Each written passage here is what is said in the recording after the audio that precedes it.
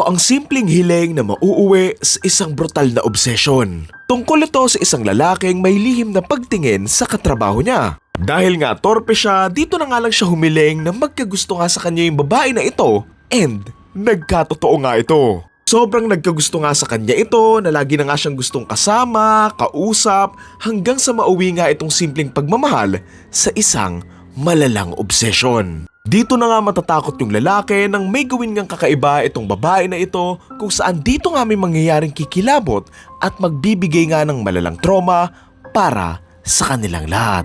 Title ng movie ay Obsession, and this is one of the best horror movie of the year. Di ka lang matatakot dito dahil matatawa, magagalit, kikilabutan, but also maaawa ka nga ng sobra-sobra kay Nikki dito. Totoo lang, si Nikki yung tunay na biktima dito Tapos itong si Baron or Bear yung tunay na kalaban dito. Hayop siya Oo, ang creepy nga ni Nikki na sobrang clingy and obsessed nga niya kay Bear, na nagsiselos nga siya sa maraming bagay to the point na meron nga siyang sasaktan at mababawian nga ng buhay. Ang creepy nung sa kwarto na scene nung nagtatago nga sa sulok itong si Nikki. Ang hirap panoorin nung nag-breakdown nga si Nikki doon sa restaurant, and also nga doon sa may party na sobrang awkward. And syempre, yung ginawa nga niya kay Sarah dito, and yung nangyari nga sa mismong dulo. Ang creepy din kaya dito nung naglakad siya pa backward or reverse ba yon? Nakita niyo ba yon? Pero isipin mong mabuti hindi mangyayari yung lahat ng to kung hindi lang dahil kay Bear at sa pagiging sobrang torpe at duwag nga niya. Bagay na bagay sa kanya yung nickname niya di ba may argument dati na man versus bear, pero dito, yung man tsaka yung bear, pareha silang masama. Pinakakawawa talaga sa story na to ay si Nikki nga, kasi nga hindi na nga maganda yung personal life niya, tapos ginanito pa nga siya ni Bear. I mean, given hindi naman talaga alam ni Bear na magkakatotoo nga yung hiling niya, pero kasi kahit nung aware na siya na hindi nga talaga si Nikki yung girlfriend niya, hindi siya gumawa ng paraan para tulungan nga itong si Nikki. But instead, sinamantala pa nga niya ito na nakikipag-ano nga siya kay Nikki, and alam mo yon, nag-give up lang naman siya nung naging sobrang delikado na yung buhay niya Kumbaga ayaw talaga niyang pakawalan si Nikki Gumagawa lang talaga siya ng paraan to live with it or make it work, pero hindi niya iniisip yung kalagayan nga ng totoong Nikki. Sa trailer iisipin mo, kawawa naman itong si Bear, sobrang selosa, clingy and crazy ng girlfriend niya. But again, hindi naman ginusto ni Nikki yung mga ginagawa niya Isipin mo kung ano man yung hirap na nararanasan ni Bear, mas malala pa yung nararanasan ni Nikki. Kasi God knows kung nasaan man siya, tapos itong si Nikki, hindi nga niya makontrol yung sariling katawan niya. Sobrang creepy nung scene dito nung natutulog nga si Nikki, tapos biglang nagsalita yung tunay nga na Nikki at kinausap nga si Bear. Sinabi nga niyang nagsisuffer na nga siya and itegi na nga lang daw siya ni Bear, pero itong si Bear, based on his reaction kitang-kita mo na alam niyang hindi si Nikki yun, but still, hindi siya nag-effort na tulungan nga itong si Nikki.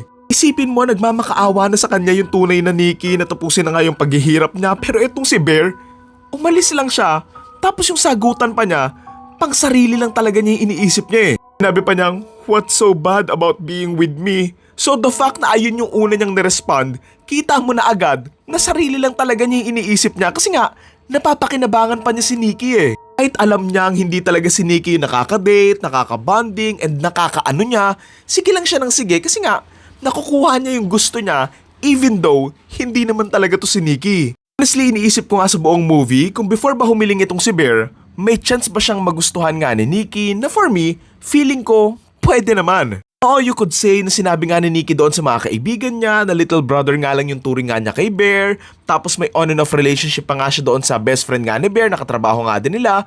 Pero kasi, who knows diba? Nikki na rin yung mismo nagsabi, kung may gusto nga siya sa isang tao, walang makakaalam nun kundi siya nga lang din. Mapapaisip ka din what if nung tinanong nga ni Nikki si Bear kung may gusto nga siya sa kanya and inamin na nga lang ni Bear, malay mo, binigyan ng chance ni Nikki si Bear and hindi na nga niya need pang humiling pa. Sa bagay at the end of the day na ipakita nga rin na hindi rin talaga mabuting tao itong si Bear, and alam mo yon, kung magustuhan din talaga siya ni Nikki, most likely hindi rin magiging maganda yung relasyon nila. Yan din yung gusto ko sa idea ng hiling dito or doon sa One Wish Willow kasi nga pinakita nga lang dito na hindi talaga ito cursed or evil. Kasi nga 'di ba may nakita naman siya mga bad and good reviews nga online, tapos yung mismong nagbebenta sinabi niya na effective naman din and mukhang okay naman din siya. And kahit nga yung kaibigan niya mismo nung humiling siya ng maraming pera, binigay naman din and parang wala naman ding masamang nangyari sa kanya.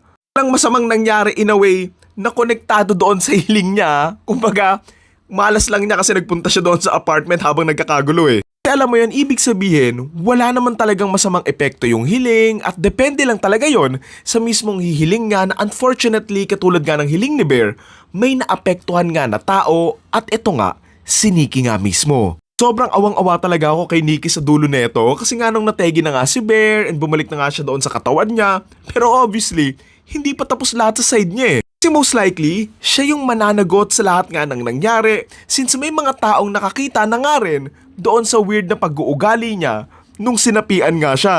Worse pa dyan, hindi naman talaga niya ginusto tong nangyari Tapos ngayong malaya na nga siya, pero parang hindi pa rin kasi syempre, sobrang lala nga nung traumang naranasan niya tapos sirang-sira na talaga yung buhay at buong pagkatao niya. Ang nakakalungkot pa dyan, hindi na siya pwedeng gumamit ng One Wish Willow kasi nga, nagamit na nga niya technically nung hiniling nga nung sinapiang siya na magkagusto nga ng sobra-sobra si Bear kay Nikki bago nga ito tuluyang mategi. Siguro ang magandang detalye pa dito na ipakita talaga nila na hindi talaga mahal ni Bear itong si Nikki. Kasi if mahal talaga niya si Nikki, din wala nang magbabago sa kanya nung humiling nga yung sinapiang Nikki But still, gumana pa nga rin sa kanya yung hiling. Ayun, what I love pa about this film, napapanood ko na yung mga comedy skits ng director nito bago nga niya ito magawa. I love na kahit full on horror to, nakapaglagay pa nga rin sila ng humor and comedic moments and effective pa rin and maganda nga yung timing nila. Tawang-tawa ako dito nung hinahanap nga ni Bear yung mga One Wish Willow tapos tinanong nga niya yung may-ari nga ng store tapos sinabi nung may-ari ng store, wala naman kaming tinitindang ganyan Tapos nagulat nga rin ako kasi akala ko ito yung cliche na parang wala talaga, imagination nga lang niya, ganon. Tapos, nagja-joke lang pala siya. Wala lang, nakakatawa lang na nag-joke pa siya sa moment na yon. Given kung ano yung itsura ni Bear na ang dami pa niyang dugo sa mukha Siguro tumataas naman yung tension in each sequences pero sometimes, it becomes too repetitive and it's just playing on the crazy psycho girlfriend again and again lang. Pagka nagpa-plans ka lang sila ng mga awkward moments nga for Nikki to have an outburst tapos ayun, paulit-ulit lang yon hanggang nga sa may third act kung saan ito na nga yung conclusion. I mean, gets ko naman din since limited nga lang din yung budget nila and for me naman din, given yung budget nga nila, sobrang ganda na ng nagawa nila. I love the gore scenes here na nagamit naman nila ng maayos and sobrang nagulat and naawa ako kay Sarah nga dito. Basta kung napanood nyo na, alam nyo kung ano yung tinutukoy ko. Again, ang title ng movie ay Obsession and ang torta rating ko for this film ay 9 out of 10.